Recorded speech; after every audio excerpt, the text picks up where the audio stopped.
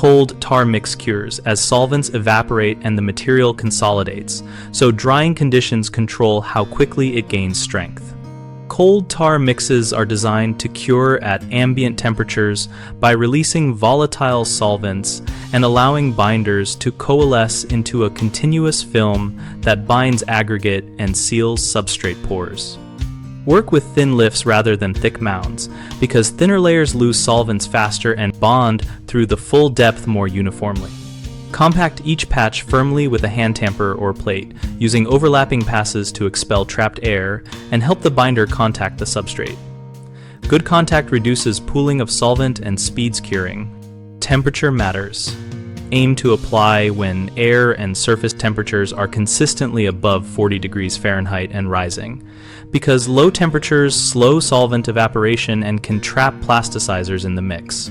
Relative humidity and wind both influence curing. Low humidity and light wind aid solvent escape, while high humidity or stagnant air delays it.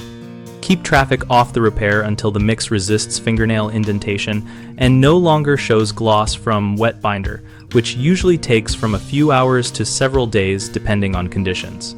Common mistakes are applying too thick a layer, which traps solvents in the core and leaves a soft center even though the surface feels dry. Prevent this by building up repairs in multiple compacted lifts, no thicker than 1 inch each. Another frequent issue is placing cold tar just before rain or on a wet surface, causing poor adhesion and washout. Avoid application when rain is forecast and sweep and dry the patch area thoroughly before placing material.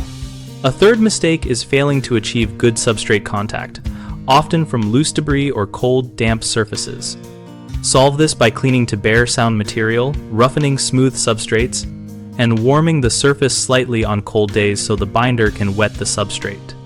BigHomeProjects.com connects homeowners with local contractors by listing regional providers and project profiles, so we can compare experience and quotes relevant to curing and longevity concerns.